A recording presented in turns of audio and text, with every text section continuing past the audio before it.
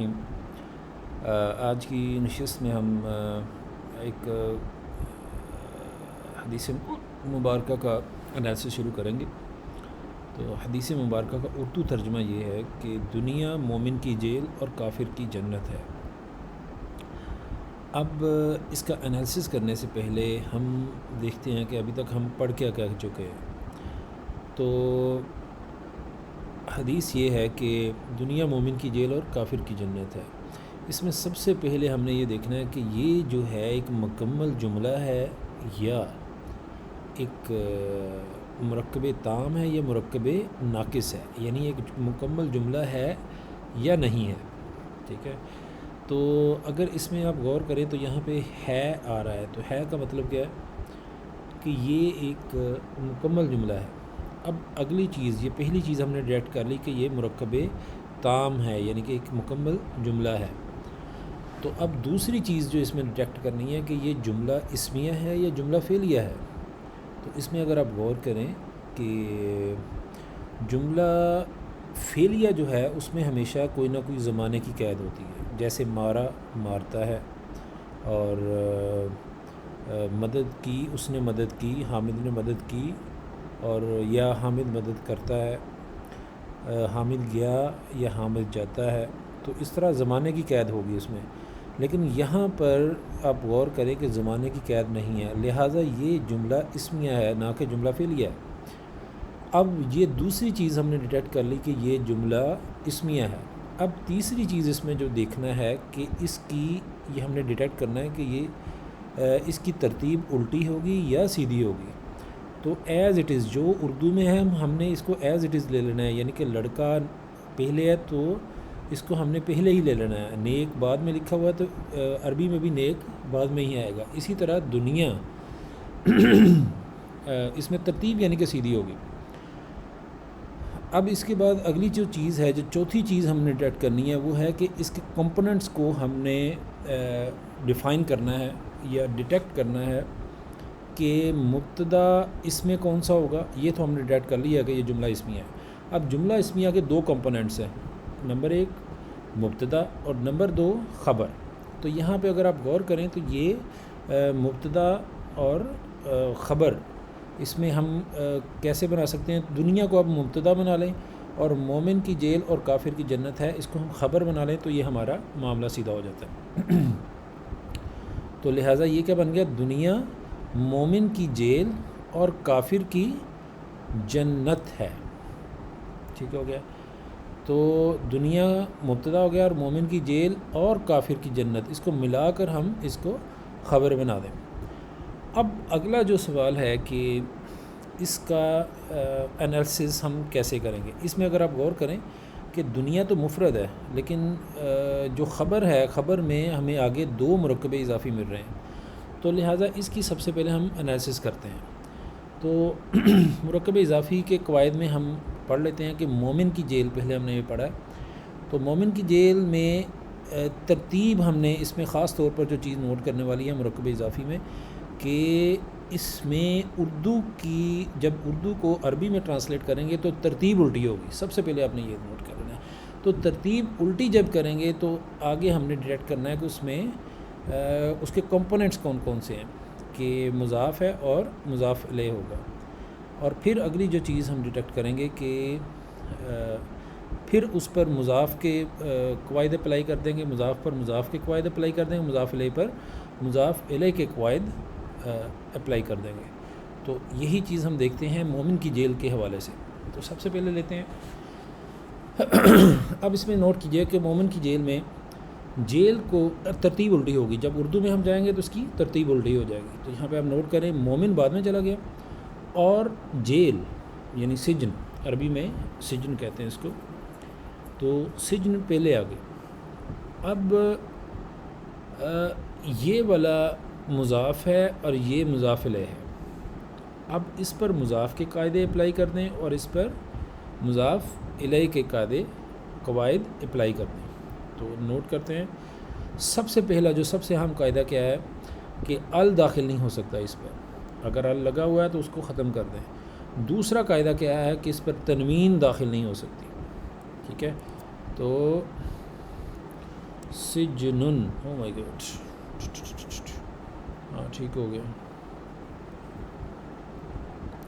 ٹھیک ہے. اسی طرح مضاف الیہ کے قواعد، ہمیشہ یہ حالت جر میں ہوگا اور اس پر ال داخل ہو سکتا ہے، لہٰذا یہ بن جائے گا حالت جر میں جا کے المؤمنی، اور یہاں پہ ال بھی نہیں داخل کرنا ہے اور تنوین بھی ہلکی کر دینی ہے، تو یہ بن جائے گا سجنو. تو سجن المؤمنی جب ملا کے ہم پڑھیں گے تو یہ ال کا یہ حمزۃ الوصل ہے، یہ لکھا رہ جائے گا لیکن یہ پڑھا نہیں جائے گا.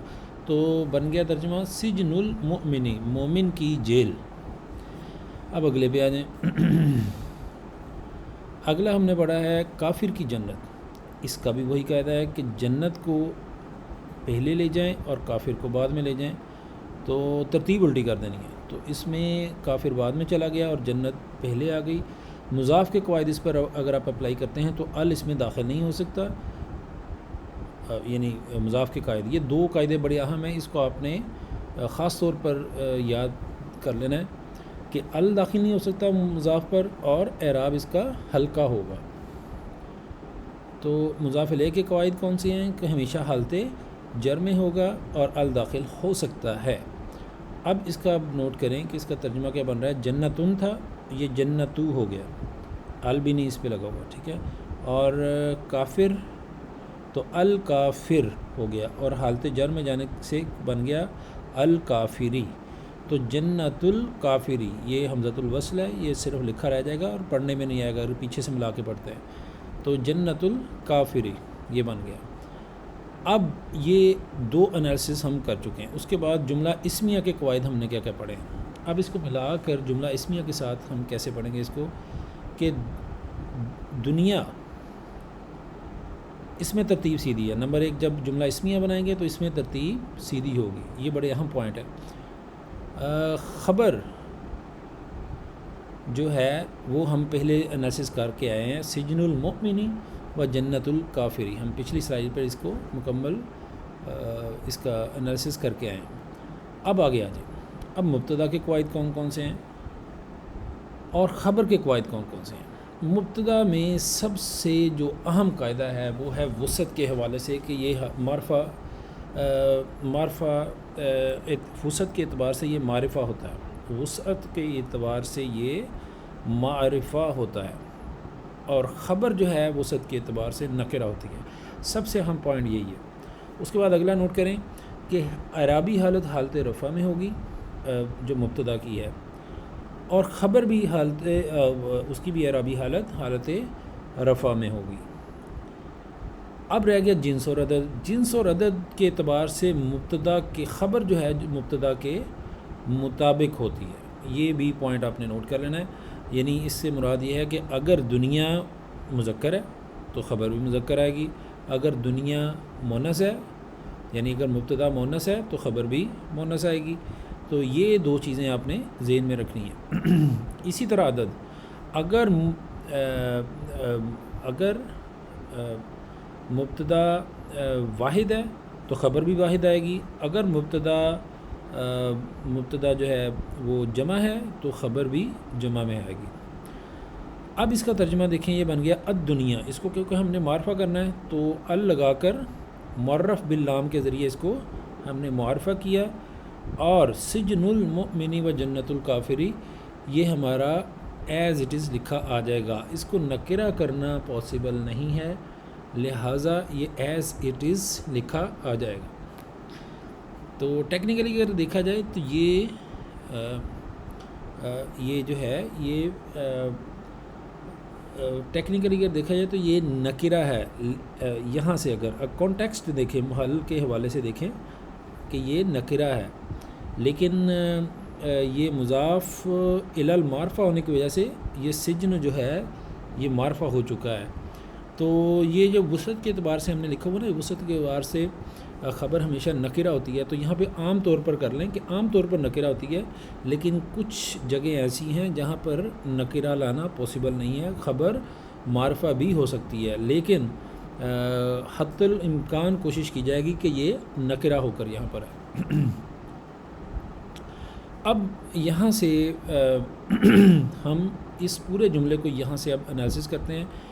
ہم نے پڑھا یہ دنیا ہم نے اس کو مبتدا بنا لیا، اور مومن کی جیل اور کافر کی جنت ہے، اس کو ہم خبر بنا لیا۔ مومن کی جیل کا ہم نے ترجمہ کر لیا سجن المؤمنی، اور جنت الکافر کی جنت کا ترجمہ ہم نے کر لیا جنت الکافری۔ ان کو ملا کے اب اگر ہم پڑھیں گے تو بنتا ہے الدنیا سجن المؤمنی و جنت الکافری۔ تو الدنیا یہ پہلا مرکب اضافی ہو گیا، یہ دوسرا مرکب اضافی ہو گیا، اور مبتدا یہ ہو گیا اور خبر یہ ہو گئی، اور حروف عطف کے ساتھ مل کر یہ بن گیا یہ مبتدا اور یہ خبر مل کر جملہ اسمیہ بن گیا۔ تو یہ ہے جی ہمارا اس حدیث مبارکہ کا انالیسس۔ اللہ تعالیٰ سے دعا ہے اللہ تعالیٰ ہمیں قرآن مجید کے ساتھ جڑنے کی، قرآن و حدیث کے ساتھ جڑنے کی توفیق عطا فرمائے، اور انشاءاللہ اسی طرح ہماری اس کاوش کو بھی اللہ تعالیٰ قبول فرمائے۔ آخر دعوانا ان الحمد للہ رب العالمین۔